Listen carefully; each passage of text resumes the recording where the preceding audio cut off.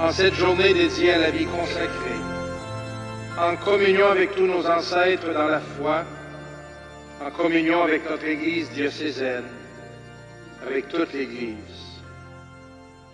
Cierge allumé à la main, porteur de la lumière du Christ, je vous invite à renouveler vos vœux. Frères et sœurs, à cause de nous, à cause de vous, l'obéissance à la volonté de Dieu invite à la joie de l'Évangile. Voulez-vous renouveler votre engagement à suivre le Christ obéissant?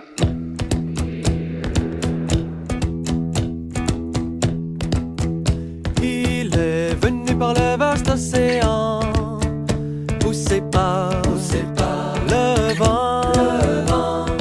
Il a marché dans nos sentiers, il a semé le goût d'infini, le goût de... Je remercie le Seigneur et sa très sainte Mère de me permettre ce retour aujourd'hui parmi vous, mes enfants. Les enfants de Dieu pour qui j'ai semé les premiers ferments du rayonnement de l'Église catholique aux confins du monde connu. Déjà, les jésuites, les récollets, les ursulines, les hospitalières habitaient ce pays. Monseigneur de Laval, c'est le premier évêque en Nouvelle-France. Donc, puis il faut se rappeler aussi que la Nouvelle-France, à l'époque, c'est une terre de mission. Donc, avant, comme il va arriver après les autres, je veux dire, après les Jésuites, après les Récollets, Marie de l'Incarnation et les Augustines, mais ça prenait la présence d'un évêque pour mettre les assises d'une église ici en Nouvelle-France. À l'époque du Concile de Trente, il y avait vraiment un bouillonnement, on peut dire, dans la vie religieuse, dans toute l'Église.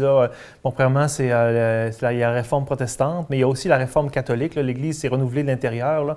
Et alors, on a vu plusieurs communautés, comme mettons les Carmes qui ont fait une réforme qui s'est devenue les Carmes Deschaux, comme par exemple puis les Carmélites Déchaussés, là, avec Sainte-Thérèse d'Avila, Saint-Jean-de-la-Croix.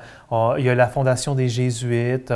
Dans beaucoup de communautés, là, il y a eu des nouvelles communautés puis des réformes. Alors, nous, les Capucins, on est sous une réforme de cette époque-là. Monseigneur de Laval vient comme missionnaire, comme premier évêque, mais aussi influencé par ce même souffle, très conscient, parce qu'on le voit là, dans le conseil qu'il va adresser aux missionnaires, qui est un texte de référence important, que pour lui, la première manière d'être missionnaire, c'est d'abord par l'exemple, parce que d'être de dignes instruments de Dieu et de se faire aimer par sa douceur, par sa patience, puis d'avoir, il va dire, c'est pas si important que ça de bien parler français. Le plus important, c'est d'avoir rien dans nos vies, dans nos mœurs, qui vont démentir ce que nous disons pour vouloir amener à Dieu, les amener à rencontrer le Seigneur. Moi, je pense beaucoup à ce que Benoît XVI disait dans son livre « Jésus de Nazareth ».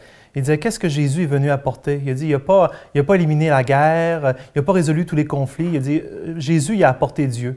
Alors, je pense que les communautés religieuses, ils ont fait beaucoup d'œuvres caritatives, ils ont aidé beaucoup pour l'éducation, ils ont aidé pour les soins de santé, puis à toutes sortes de niveaux.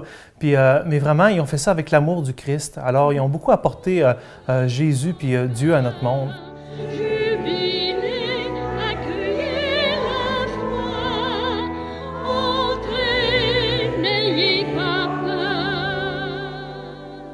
Que d'hommes et de femmes qui avaient faim, qui avaient soif, qui étaient seuls, nus, qui étaient malades, en prison, et qui ont été visités, accueillis, aidés.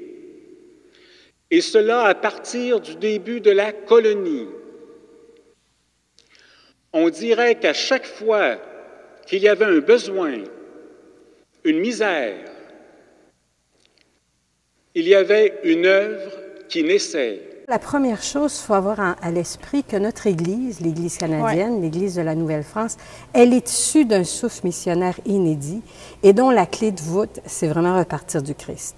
Devant cette union profonde, on ne peut pas donner quelqu'un qu'on n'a pas d'abord en passion dans son cœur. Ça, c'est vraiment... Puis même une des clés du Concile de Trente, c'est d'abord cette réforme intérieure qui vient bien avant les réformes extérieures de changement. Puis de, tu sais, quand on parle aujourd'hui de réaménagement des paroisses, tout ça, c'est très second. Et je dirais, Jean-Paul II là-dessus nous a dit qu'il fallait repartir du Christ. Donc, il faut voir en Marie de l'Incarnation, en Monseigneur de Laval, en Catherine de Saint-Augustin, en des jésuites, en des Recollets, à d'abord des hommes et des femmes, parce qu'il y a aussi des laïcs. Hein, si on pense à Jeanne-Mance à Montréal, Madame de la Pelletrie ici, il y a des laïcs aussi qui partagent cette passion-là avec ces premiers prêtres, ces premières religieuses de notre pays. Donc, c'est d'abord des gens animés par une passion. Et il me semble qu'au cœur de la société actuelle, c'est retrouver ce souffle missionnaire, ce souffle passionné qui les a animés. Les saints et saintes qui nous ont précédés, ici même sur cette terre bénie de Québec, y ont cru de tout leur cœur. Et les fruits se récoltent encore. À nous maintenant d'être ces saints et saintes, illuminés de l'intérieur, mais qui rayonnent à l'extérieur pour apporter l'espérance de l'Évangile, la joie de l'Évangile à un peuple qui en a tant besoin.